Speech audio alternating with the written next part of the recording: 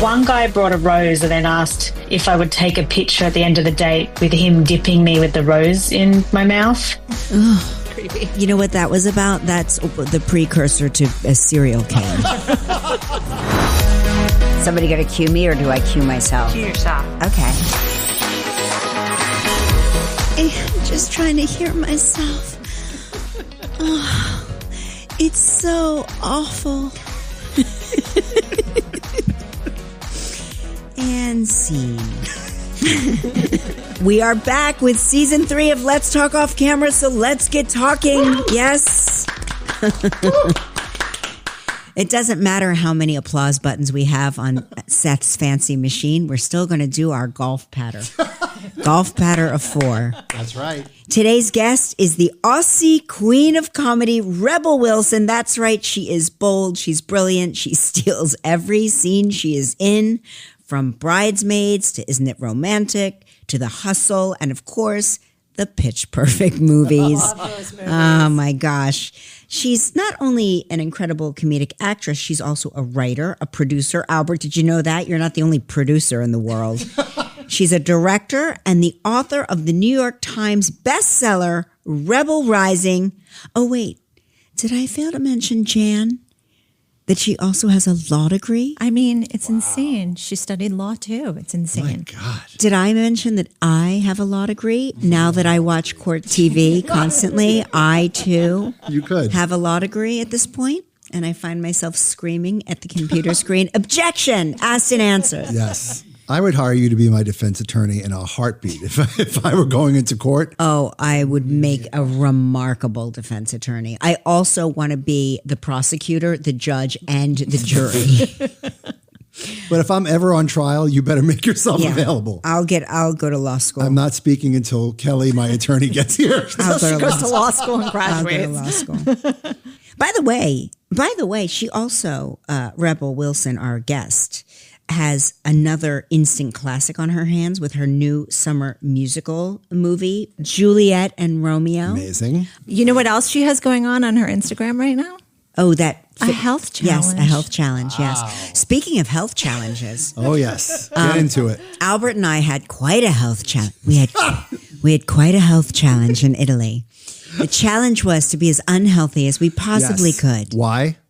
Yeah, why? Why? There were 2 subjects in America that we were we were being bullied. Trolled. Lauren and I were being bullied. Lauren is Kelly's assistant. Yeah. And we were She's the chief of staff. We were being bullied by these 2. And I didn't think you would get in on it, Kelly. No. You I did. was trying to bully Albert. Jesus. No, I was trying to bully Albert, and Albert wound up using it to bully all of us.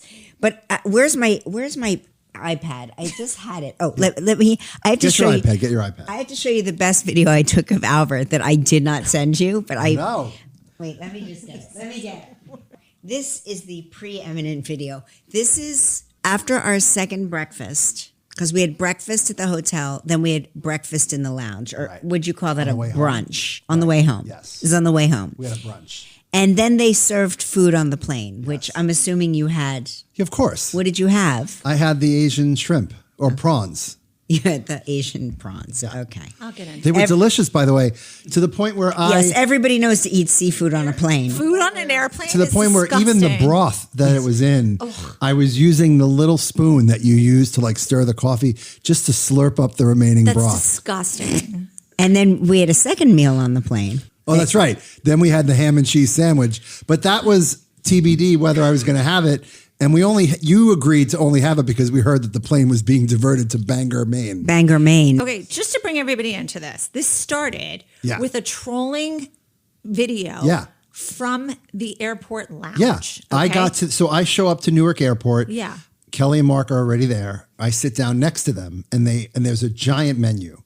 And I turn to Kelly and I say... This is before we get on the plane. I know he ate more on the plane. He pre-ordered his meal. I said to her, get your phone out. And then Kelly became director of photography, sound engineer. She became everything. But you ate a burger. You ate a burger with fries. Yeah. You didn't leave one bite left over. Nope. And then you got on the plane. I shared one and French you ate fry with what Kelly. on the plane? Well, you had the short ribs. I had the short ribs. Okay, on the plane. Eli Lilly, the maker of Manjaro. They've met their match. You have a problem on your hands. They've met their match. Are you like just busting through? You're on Manjaro. At what point does your stomach say stop? Not on this trip. This trip, I was convinced that he forgot to take the Manjaro. No, I took it. I know, but I was convinced you had forgotten. But it was all. But here's the thing. You ate your way through the Manjaro. I ate my way through it because I had a mission in. What? Just to bother me? The mission was to bother Lauren and I? To piss off you and Lauren with all the food I was consuming. It was disgusting.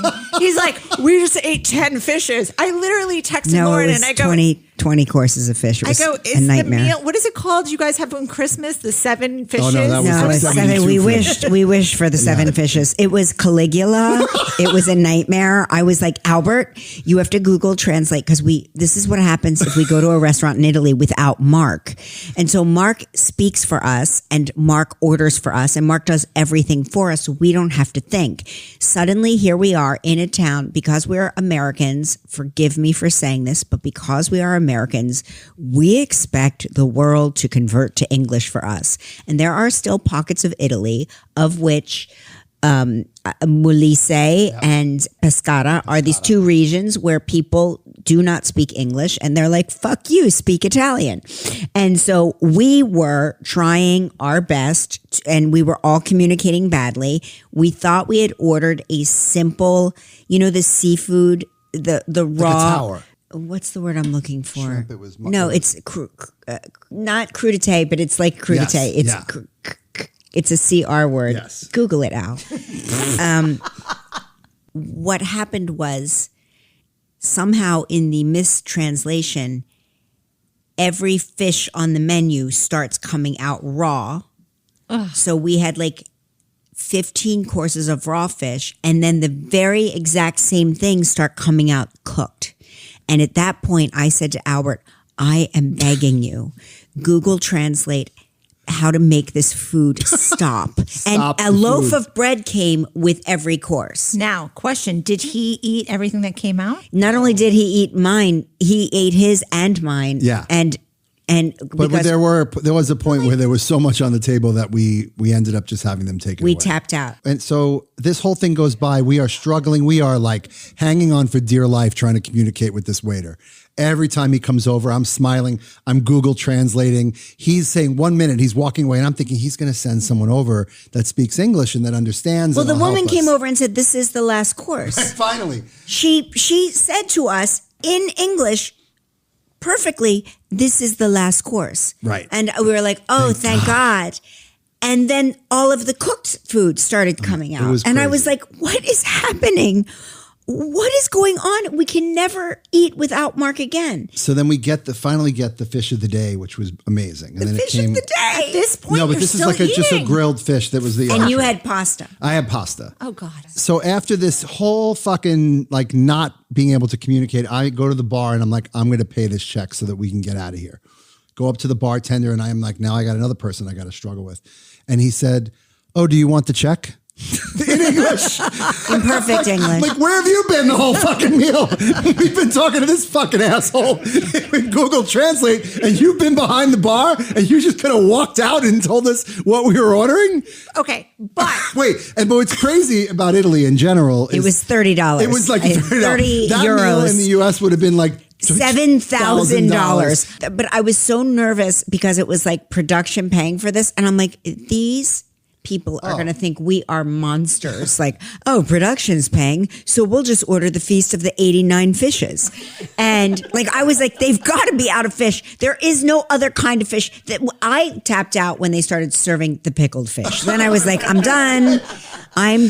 They brought over mason fish jars. In mason jars. They had like individual mason jars with pickled fish in it. And I was like, here, Albert, you're up. There you go. Yeah. And it was insane. But anyway, I digress. We leave. It's takeoff day. We are coming back. We have breakfast at the hotel.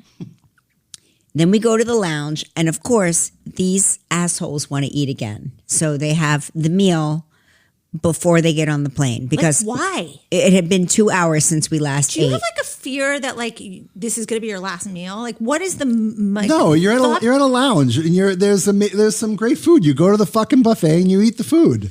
Yeah. We need to get you on her health challenge. That's Yes. it. I think she's available. Oh, she's on? Yeah. Oh my gosh. We're just wasting our time here. There she is. Hi, Kelly. Rebel Wilson, welcome How's to it the going? podcast. So, Rebel, before you logged on, we were talking to one of my producers, Albert Bianchini. Albert, say hi. Hi, Rebel. How are you? You can put yourself on the Hi, screen so she Albert. can see you. Okay, good. Okay, so Albert and I were just in Italy together. Oh, ciao. Ciao. Yeah. And we were trying to convince Albert to take your health challenge that you're doing. Oh, yeah. Yes. My 6-week Rebel Health Challenge. I just made it up. I'm not a medical expert or anything, but I just was feeling like really like a bit gross in myself after Easter, especially. I went wild on the Easter eggs. You know those Easter eggs? They come in store like 3 months before Easter. Yeah, of course. They entice me every time I'm in the grocery store, and I get them and I just started eating them and I was like, oh my God, I've literally been eating Easter eggs as snacks every day and I've been eating dessert after dinner every night. And you know what? They are 2 habits that I can do without. So in my 6-week challenge, I mean, I'm up to week 2. I've just said no chocolate and ice cream. It doesn't mean no, you know, there's other things I can have, obviously. If I'm really desperate. But those 2 things, which were my biggest vices this year, I was like trying to stay off them for 6 weeks and then do something positive every day for like my mental or physical health. And so this week it's walking 10,000 steps every day, which I think I'm almost, let me have a look. I'm at 9,286. If you have to get up and move around, if you have to, I'll get up. I'll like stand next to you. During this podcast, I might need to. But I've climbed like 30 sets of stairs today. So Oh, wow. that's pretty good. Yeah, there's stairs in my house. So I really am into your health challenge and I like the mental aspect too. Yeah, because your mental health really affects your physical health as well. And when I lost a lot of weight in 2020, it was definitely that mental element which was the kicker that really made me transform my life. Because it definitely is connected. And did people treat you differently? Did you find that people treated you differently when you lost weight? It was weird. Like, I got a ton of attention. Yeah. And which I then probably reinforced because I started posting more photos on Instagram and stuff, going, and then like millions of people would like it.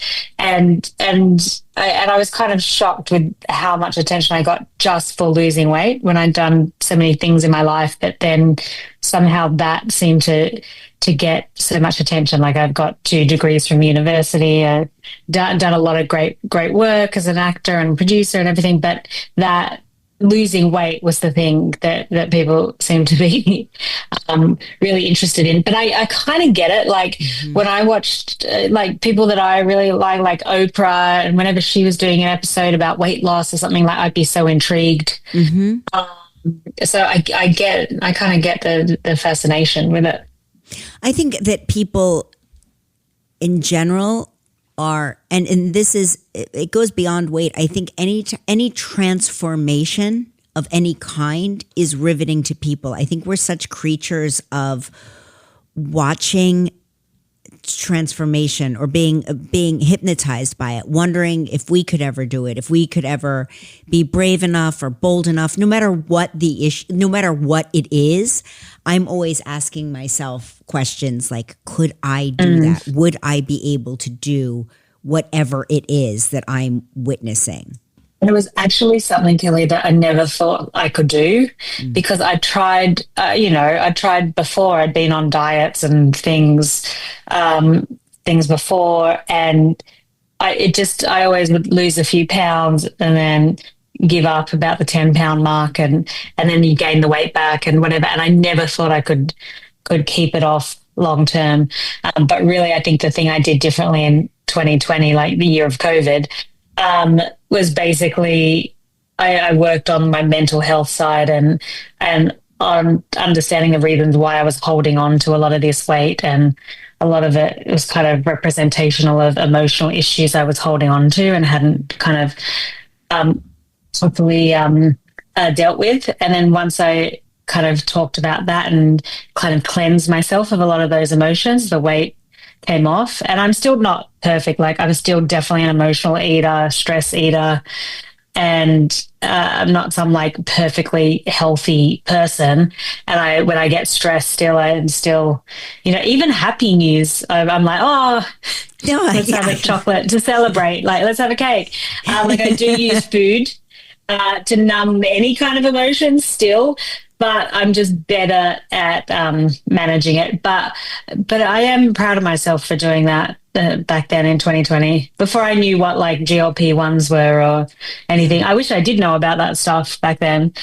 But just like, did it with hard work and focus. And I shocked myself that I could actually do it, because I always thought, for being at like a kind of medically obese person for most of my adult life, I never thought I could do that.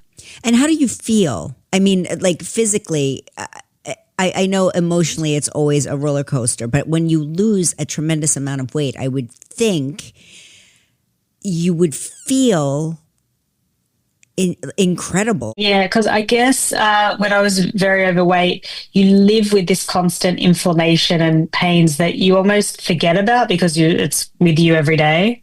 And so when I lost weight and didn't have that inflammation in my body, I did feel like really incredible.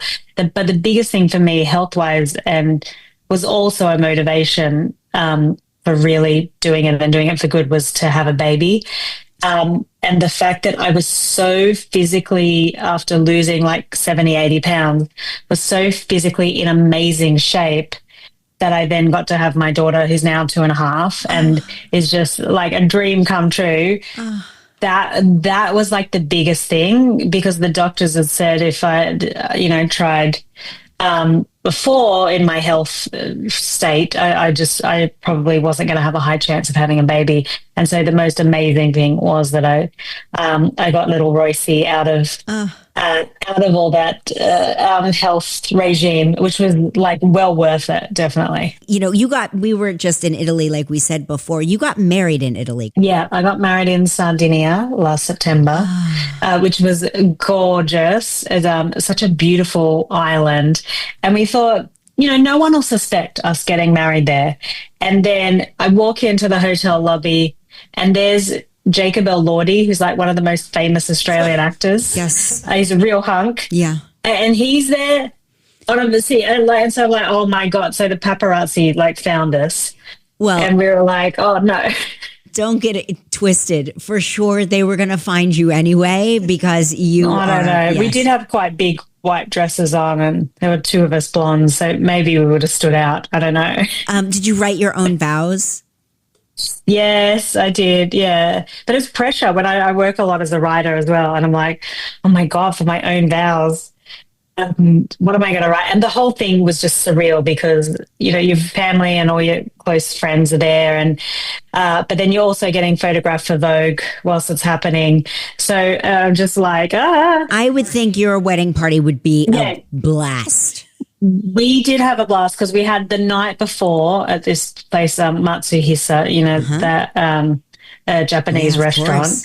And we had a private fireworks display, which is much more affordable than what you'd think. Like, you think, oh my God, that's going to cost like millions of dollars. It doesn't. Like, if you have the right hookup, you can get this beautiful like fireworks display. They just had some around, of course, and it got a guy to do them. We played that song, The Final Countdown, the night before the wedding.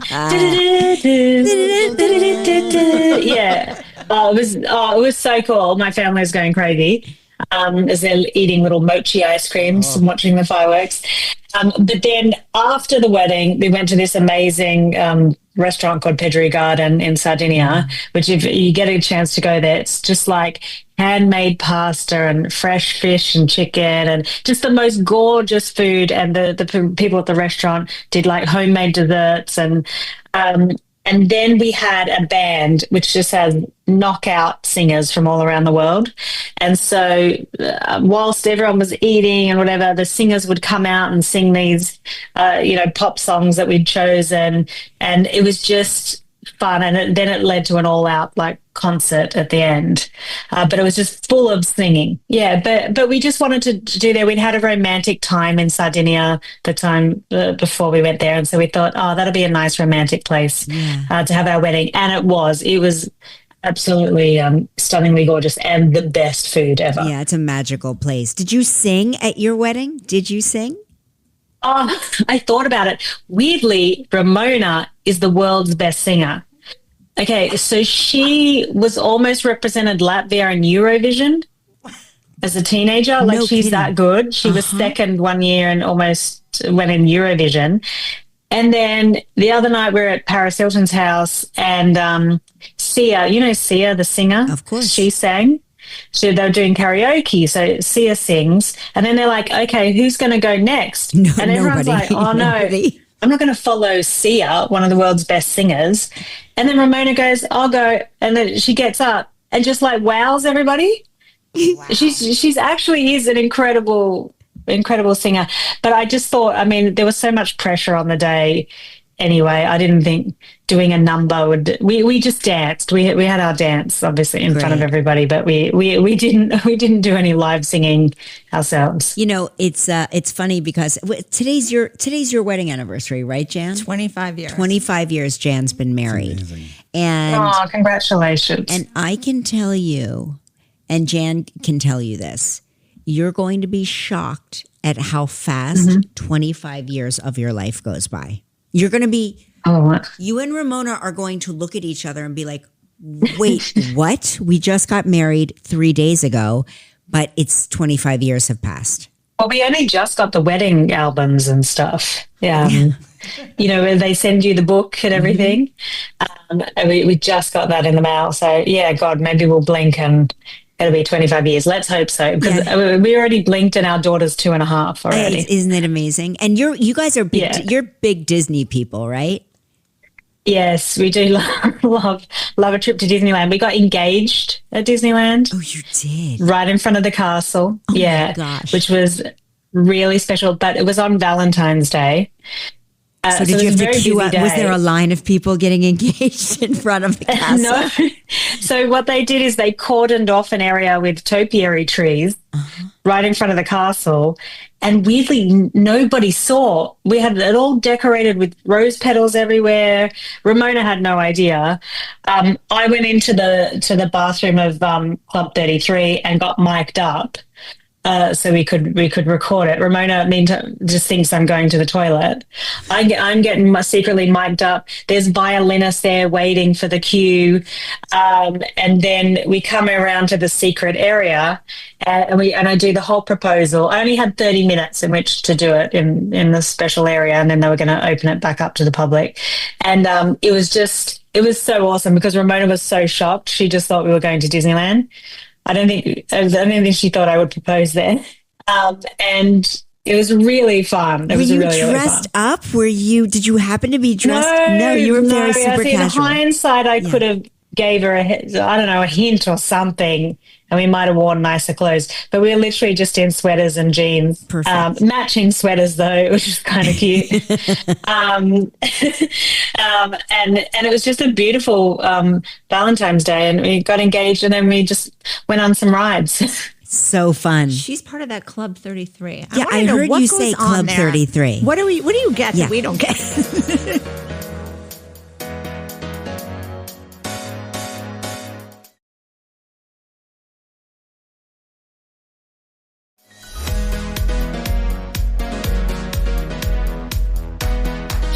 that Club 33. Yeah, I heard you say Club 33. What do you get that we don't get? Because Well, we interviewed Bob don't Iger. you work for ABC? No, we do. We're like lifelong employees. I've worked there for 1,000 years, Jan. 30 years. So have you. We've all worked there a long time. We had Bob Iger on this here podcast, and I was like, Bob's the one that organized it, Kelly. Well, how do Bob's your guy. I was like, Bob, how do I get into Club 33? I think you should be able to get that. Also, the one perk I got as well, I got to sleep over at Disneyland one night on my 40th birthday. What? And Bob had a hand in that as well. And then, so those little mobility scooters they have? Yeah. So I'm cruising around Disneyland like 3 a.m. There's nobody there. Just cruising around, me and a couple of friends, and then we got to sleep in the place. Yeah, it was awesome. It was so cool. It's weird at night with nobody else in there. It's really weird. Where did you sleep? So above the Pirates of the Caribbean ride, they have an apartment that Walt designed, but he didn't live to see it be finished. And it's got these 2 amazing bedrooms, an Adventureland room, which is so cool. You press a button and a little train comes out of the wall and comes around the room. And then they've got another room where you press a button and like mermaids come on the wall in a hologram. It's like, I think Mariah Carey stayed there when she got married there. Wow. It's really cool. It's really cool. And they have a chef that comes in and cooks for you and stuff. I know like Robert Downey Jr. got to stay there because there was like a little book. And he had signed it. No and then way. I think the person before was like Lin-Manuel Miranda. Yeah. So there are people that get to stay there. So wait, as a kid though, weren't you told that you were a distant relative of Walt Disney? Yeah. Which I still believe. I mean, I'm very happy to do like a DNA test. We should do or it. something because we do DNA testing on this show. And I spit in a cup somewhere and prove it once and for all. But basically, my grandma told me from right from when I could talk that we were distant relatives of Walt Disney, and then my great aunt Lillian had married Walt. And so we had this thing called Saturday Morning Disney on Australian TV, and it would show Disney cartoons and it would show rides at Disneyland and just all things Disney. And so I would watch it every Saturday and just think, oh yeah, like I'm part of that, or I'm related to that guy, and even though related by marriage, so technically, and so my grandma took me when I was 11. It was my very first trip to America, and it was like the best thing ever. And then I think what happened is that she tried to get money out of Disney. And then they go, no, you're not related by blood. You're only related by marriage, or something happened like that. That's how you get the most money out of people. But, so we never got any money. You never got Disney money. No, never. But at least I went to Disneyland as a young kid, and that was so magic. Oh my God, going as a kid, and like the Haunted Mansion was like, that was like real scary. Like I really thought it was like real ghosts at that age. And it was just the best time. It's so funny. I realize as you're talking about Disney, my kids when they were young had the opposite. So they watched Steve Irwin, the Crocodile Hunter, and they watched The Wiggles. Oh, yeah. That was their obsession. Oh, and yeah. like, the goal Classics. was like to get to Australia. Like that's what they wanted to do, was to get to Australia, to get to that Australia Zoo. And they finally got to go there, and it was it was so special. I think Australians know how to treat children. Oh, you mean by taking them to a crocodile farm? No. I mean, like every shopping center we went to, there was like, they had like little amusements for the kids. It just seems like they're very mindful of children there. Yeah, it is actually. When I was just back in Sydney over the holidays, it is a very family friendly, and it is a very good place to grow up. Definitely, and there's playgrounds everywhere. It's very outdoor type of living, and kids. It's pretty safe and everything, so kids love it. Before you and Ramona got married, you did A Year of Love, right? Oh yeah. So I kind of, because when I was losing weight in 2020, I called it like year of health. Yes. But I think it was the year before that I did another little personal experiment called the year of love. Yeah. Where I basically just said I really hadn't had a big love life or dating life, and if you read my book, you'll understand why. And so in 2019, I was like, okay, I'm going to do a year of love, and anybody who asks me out, I'm going to say yes, unless they're like in prison. But otherwise, I'm going to say yes, and I'm going to give it a go and just put myself out there in the dating world, because I was kind of a bit scared of dating, I guess. Yeah, and of course. it's so hard putting yourself out there when you're single, and so I go, I'm just going to do it. And I think in that year, I went on. Like I dated 50 different people, which was huge from somebody who'd never really dated. And I mean, it was really great. Like it was a really good, like I didn't have any horror stories. One guy brought a rose and then asked if I would take a picture at the end of the date with him dipping me with the rose in my mouth. Oh, creepy. Yeah. And then I stupidly did it. Yeah. And then he never texted me back after the date. I don't know what I'm that glad was about. because you know what that was about? That's the precursor to a serial killer. So he said he worked in space tourism. Exactly. So I rest my case. Yeah. I rest my case. Guys, and do you know who that man is engaged to now? Lauren Sanchez. Let's just make a fun rumor.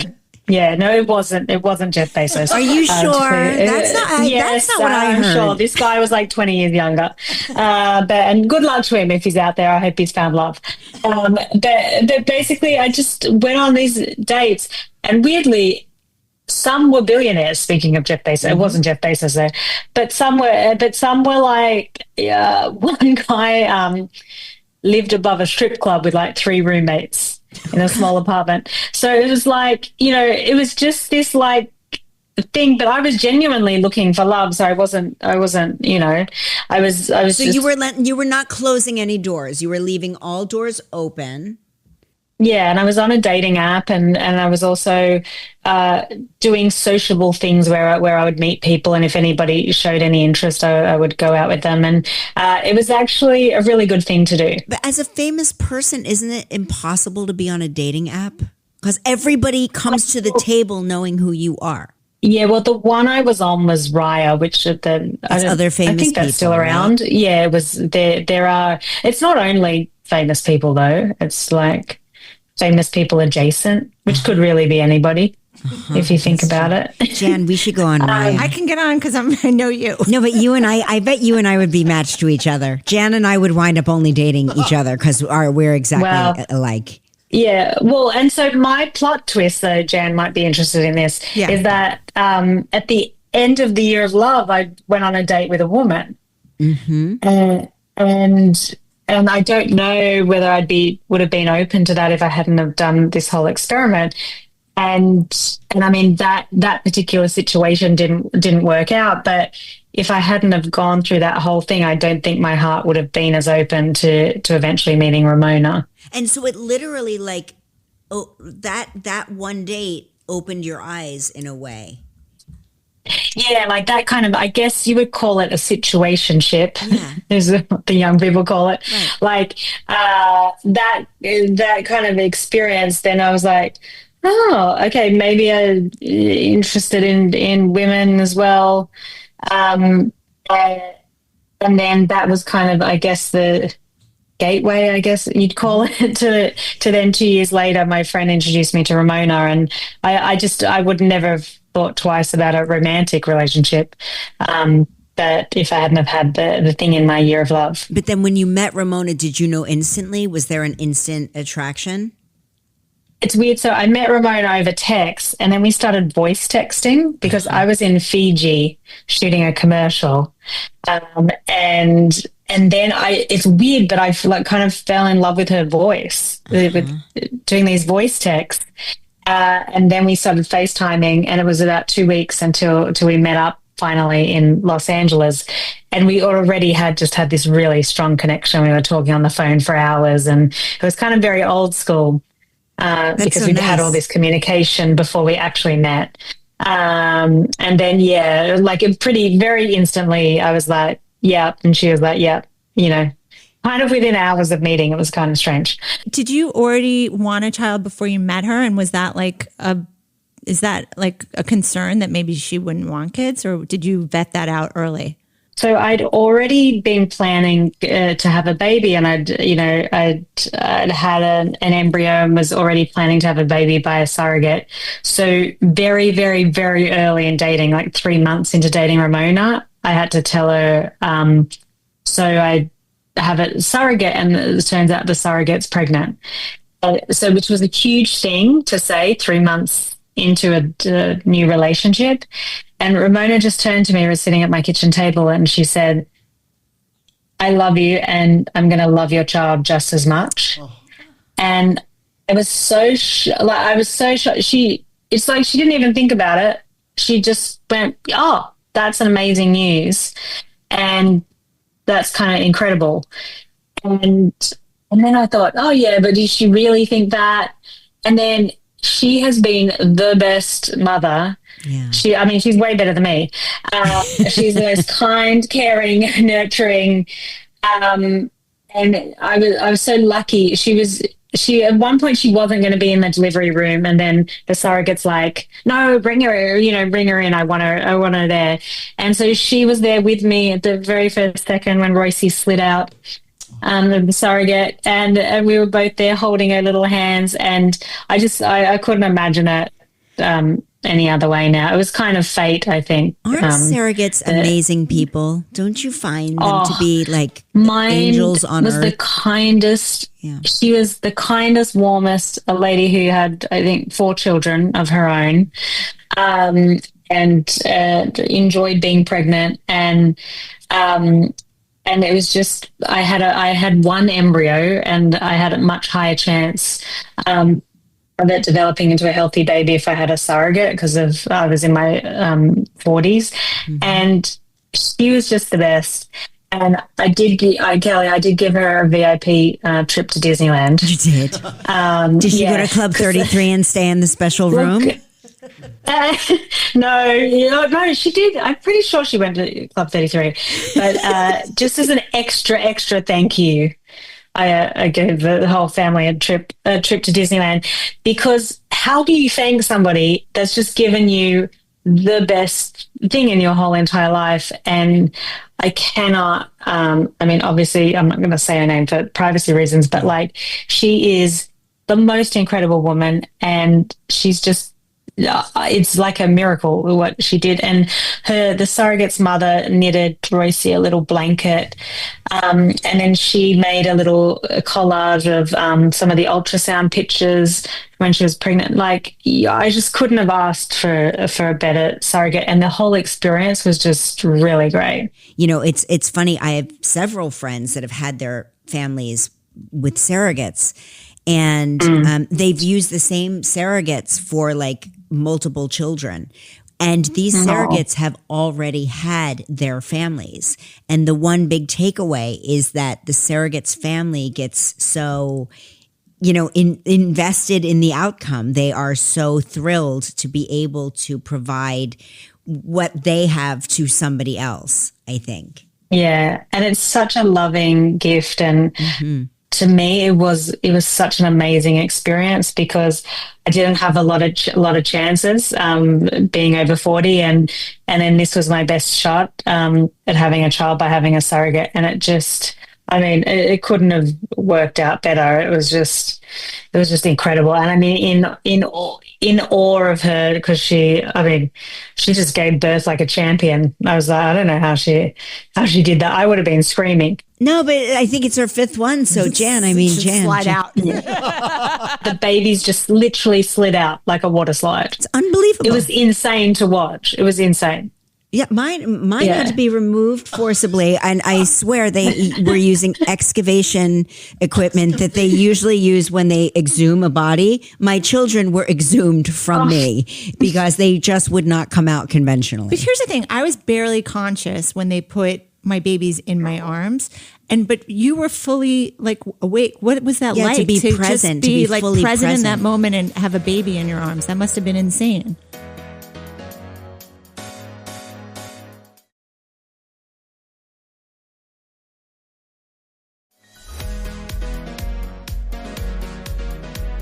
What was that like? To be present, just to be like fully present in that present. moment and have a baby in your arms. That must have been insane. Yeah, it's insane because an hour before you don't have a baby and then all of a sudden you have a baby. And because I guess if you're physically pregnant, I mean, you can feel it, it's growing inside you. And then with me, even though I knew logically when the baby was coming and, you get to choose the day and even the time. When the baby's born, which Ramona carefully studied the astrological charts to choose what hour Royce should be born in, which was kind of cool. That's she wanted amazing. a certain star sign. Yeah. And then it's kind of freaky because being a first-time mother, you don't know what to do, and which I guess is probably normal if you've had the baby yourself as well. Yes, it doesn't matter if it slides out of you or if it's handed to you. Yeah. Once they hand you a baby, you're a mom. And if you're a first-time mom, you have no fucking idea what is going on. And then we had no sleep for like 2 nights because we're checking if she's breathing. I don't know why we're upset, because she was so tiny. She was only 5 pounds. And we were just like, you're just checking she's all right and what to do and looking at her. And it was like 2 nights of exhausting, no sleep. And, it has been a bit exhausting since then. But it's also so beautiful and amazing, and everything she does is like really like wow. And so she just started a little nursery school this week. And she has a little teacher and stuff and it's just everything she does. But I think when she was born, it was just such a shock to the system because life before that, me being a performer, is kind of very solely based around me. And then now you have this wonderful baby in the house and everything revolves around her. Now, you can't just leave the house and go out. It has to be this whole level of communication and organization. To go out, you have to get the baby bag ready and plan all these. It's just it just changes your life forever. I don't know if you and Ramona were like Mark and me, but when they handed us our baby and we were leaving the hospital, we turned to each other and Mark said to me, I can't believe they're going to let us walk out of this hospital with a baby. I know, because nobody we should be tested. We're not competent people. I can't believe that they're just going to let us walk out with this baby. I honestly, I just didn't know what to do. We did have to have a lady come in to teach us how to feed the baby properly and how to train the baby how to sleep and those things, because otherwise, how would you know? But I will say Ramona's like a super mother, and she cooks all Royce's meals from scratch. And amazing. She's I don't know. She watches videos on TikTok and things and gets ideas, and she's just really, I don't know. You know what, Jan? It's easier now because we didn't have the videos. We didn't have any of that. We had to go and buy literature at a bookstore and then ask our mothers who had no idea. I talked to my mom. I was like, so when the baby comes, is it going to hurt? And my mom was like, I don't remember. I don't know. She's like, I just know I went to pee one night and your head was there. And I'm like, what? I am truly, so we had nothing except just us talking to each other. There was no TikTok. There were no videos. There was nothing to prepare you for anything, really, just books. Yeah, I remember there must have been that book, What to Expect When You're Expecting. Yeah. Because then I was in the movie version of that. Yeah, right. There was that book, which, by the way, it really doesn't tell you what to expect. None of what you should expect is in that book. I want to talk acting for a minute. Is there any world in which the Bellas get together for a Pitch Perfect 4? Well, we're always getting together, Kelly. It's just like no one's filming it for a movie. Yeah, but you need to film it for a movie, and I think you should direct it. I know. Well, okay. Here's the crazy thing. A lot of us Bellas are now directors. So I was just in London with Anna Kendrick. Yeah. She's a director now. Brittany Snow's a director. Elizabeth Banks, who's in the movie as well, also directed the second Pitch Perfect. Like it's crazy. There's so many of us that have gone on to do that. I think it's the most talented ensemble cast of women ever. I truly. Because you're all... Well, Bridesmaids was pretty epic. Those Bridesmaids girls were pretty good. But Pitch Perfect is I believe, the highest grossing musical comedy film of all time. Yeah. And I think in the top 10 female-driven comedies, I think, there's Pitch Perfect is like 2 and 3 out of all time.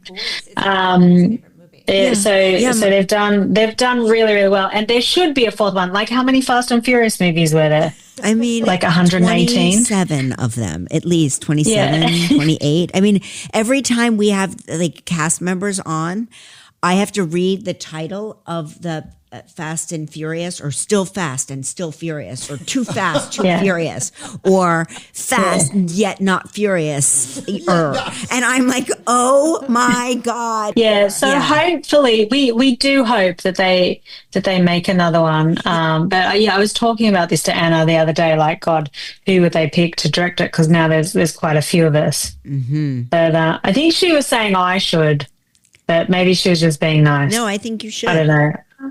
I was like, but Kelly, being an actress is like having a holiday compared to directing.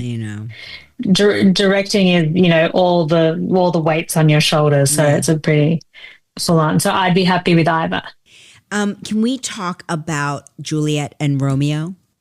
Oh, yeah. So this is a movie I've got coming out. I think it comes out in cinemas May 9th. May 9th, yeah. Great. So soon it's coming out. And it's kind of Romeo and Juliet, but a pop musical version. Uh-huh. And I play completely against type and play Lady Capulet, Juliet's mother. Which is I go from playing college to playing the mother of Juliet. Before you logged on, I was laughing to Jan. I go, wait, Rebel Wilson is playing the mother of Juliet? Yeah. Like, Hollywood is Hollywood mental. For you, Kelly. It is so nuts. It's so crazy. Yeah. Now that I'm a mother, I play mother roles of any age daughter. Kelly, sometimes I think, oh my God, I was this shy girl from Sydney. And then now I did follow my dreams. I had a malaria-induced hallucination when I was 18 I was going to become an actress. And at the time, everyone thought I was an idiot for following that. And then they said, no, you're smart. You should go to university. And I did end up going to university, but secretly doing acting at night and trying to have an acting career. It's like a superhero, like law degree during the day, acting by night. My life was hectic. That's why when I say I had no love life, because I was doing law school, acting, and then trying to support it all by working these casual jobs. Do you negotiate your own contracts? I definitely used to. Until I got told by my, talent agents here, maybe stop doing it because it's a bit weird. Also, that's hard. You're the one on the phone. Yeah. Well, they have to justify their percentage, I guess. So it's threatening to them that you can do that. I'd be on a group call saying, everybody, I'd like to address the wording of subclause 5.1, and and I just and people just couldn't believe it because I was this comedian at the time. A comedic actress who's read her contracts. A lot of those early good deals I got was because of myself. And a lot of when I had my first TV show in Australia and did the deal for it myself, and it was really awesome. I'm just glad I kept it up. But nobody would have thought that that girl would have turned out now to be on movie sets all around the I'm world. so glad. Rebel, thank you for doing our podcast. We really appreciate it. We look forward to seeing Juliet and Romeo and everything you do in the check future. it out. Yeah, It's can't really, wait. it's real gorgeous, actually. Can't So wait. go see it in the cinemas and hear it with the amazing surround sound. It's cool. And then see me in Bride Hard in June. Bride where Hard in I June. Kick ass We're with my gonna friend watch Anna it. Camp from Pitch Perfect, and we played besties in it. Amazing. And and then got so much more coming down the pipeline. Can't wait. We'll see you soon. Thank you so much. Yeah. Bye. Bye. Thanks for the awesome chat, guys. Lots of love. What more do you want from me, Jan? That was great. I love her. Yeah, you guys are fun together. I would like to see the both of you together doing a couple of things. Okay. Yes, okay. I want to see you guys do the Disney together. I am beside myself. I don't even Get know Bob what to Iger say. on the phone. I mean, get him on the phone right now. Oh, did you hear that? That's Bob Iger at the door. Your invitation. Well, that's it, everybody. Can't wait to talk with you all next week. So see you then. Bye. Let's Talk Off Camera with Kelly Ripa is a production of Melojo Productions. From Melojo, our team is Kelly Ripa, Mark Consuelos, Albert Bianchini, Jan Chalet, Seth Bronquist, Ross Therian, Devin Schneider, Michael Halprin, Julia Desch, and Team Radio Andy, Lisa Mantaneo, Scott Marlowe, Jake Getz.